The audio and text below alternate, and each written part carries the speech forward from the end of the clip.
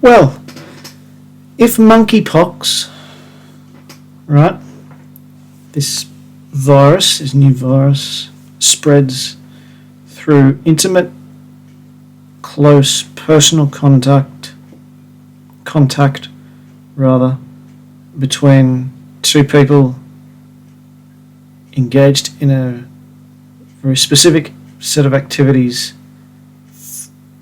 living a specific lifestyle. If that's how it's transmitted, how did a dog catch it?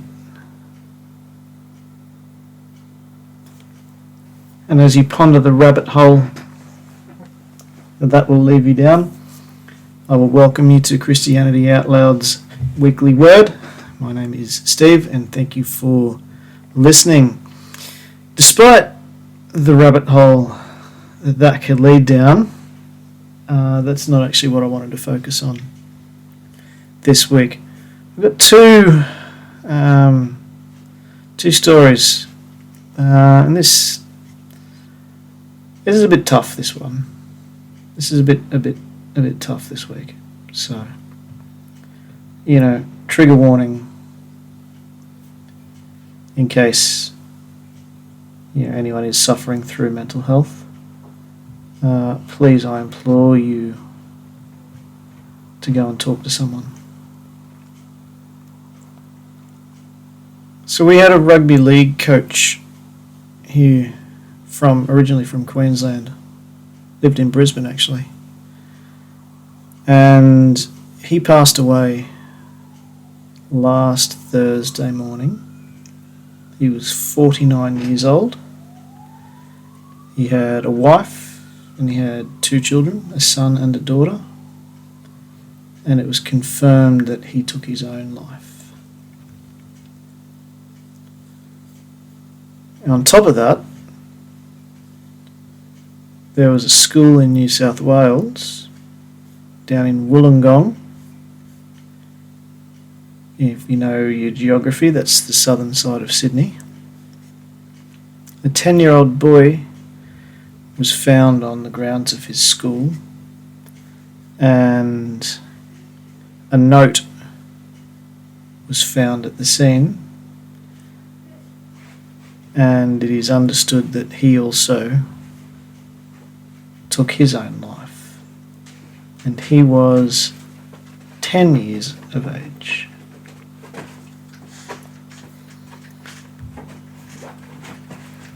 So, in 2 different states and cities here in Australia at the moment, there is 2 sets of close family, 2 sets of extended family, 2 sets of friends, 2 sets of communities in their own right, different communities. And by extension, people like me talking about this, who are feeling a sense of loss at the moment. And I'm not including me necessarily in on that. I'm sad for the circumstances. I didn't know either of these people, so I'm not jumping on a you must give me sympathy, bandwagon. I'm more sad at the humanity and the loss of life, the unnecessary loss of life here. But particularly because these 2 people took their own lives. And that just got me, it just got me thinking again. The number of people who have, legitimate mental health concerns are far greater than we would actually initially realise. And these 2 cases, evidently there was not much of a sign really beforehand that either of these 2 people were about to take this sort of action. And there's a myriad of, emotions and thoughts that run through my mind when I when I look at these, two circumstances. As a father, I guess both perspectives. Could I do that and leave my wife and 2 children, and then parents and siblings and aunts and uncles and grandparents, and the extension goes on, as well as the other communities that I may be involved in. But on the flip side of that, I have a 10-year-old. So how would I feel if that were my 10-year-old? So there's both sorts of emotions that run through. And then I guess the third sense, and this is not a woe is me soapbox, but also as someone who has suffered or struggled through, probably a better term, struggled through mental health journeys or issues. It rolls up into a big ball of just thought, really. And I always go back to what circumstance or the state of mind must be for a person to make that final decision. I mean, when there are people who love them, people who care for them, people who cherish them, they just don't feel that at that given point in time. They genuinely feel that the world would be a better place without them, that they can't go on. And you do wonder about their thoughts in the final moments, of their life, to put it bluntly, whether there was an ounce of regret in there or not. But I did wonder what would lead a 10-year-old to make such a drastic decision. Particularly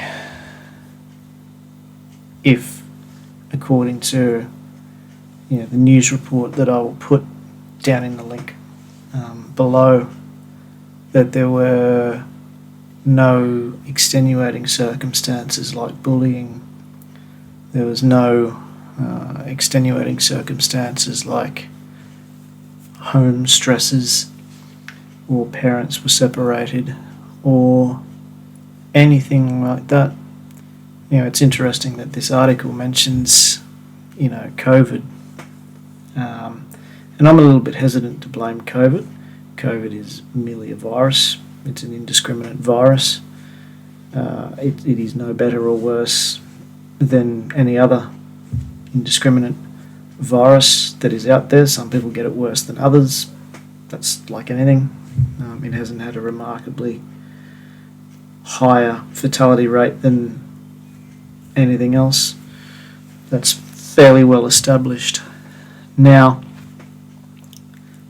But the effects of the lockdowns, the effects of the mask wearing, the effects of governments and bureaucrats and other unelected officials and other entities and organisations telling these children that they wouldn't want to go and kill grandma or be responsible for grandpa's death.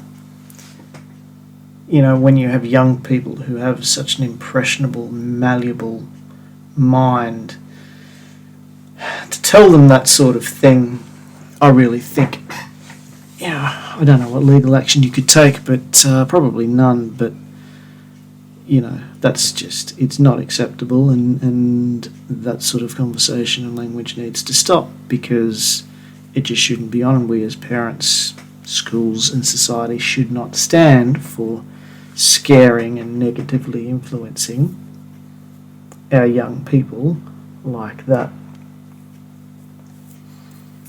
But also as a 49-year-old man, not me, I'm not 49, but as someone who is 49, that's not an old man today.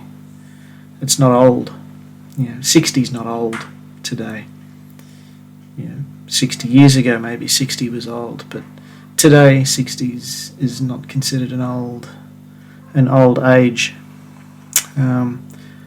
What would lead a man with a loving wife, loving children, siblings, family members, a sporting and greater sporting community like that of rugby league here in Australia.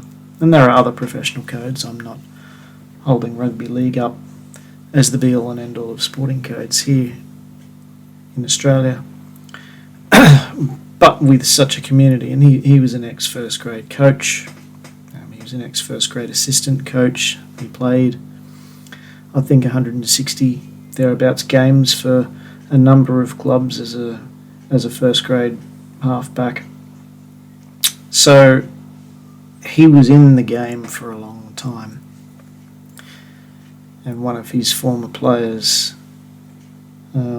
was scheduled to commentate a Friday night game, but found out the news might have been a Thursday night game. Doesn't matter. It was a game last week, one of the early games, so Thursday or Friday. Found out when he arrived in Sydney, and they turned him around and put him back on the first flight back up to Townsville, I believe, so he could be with his family.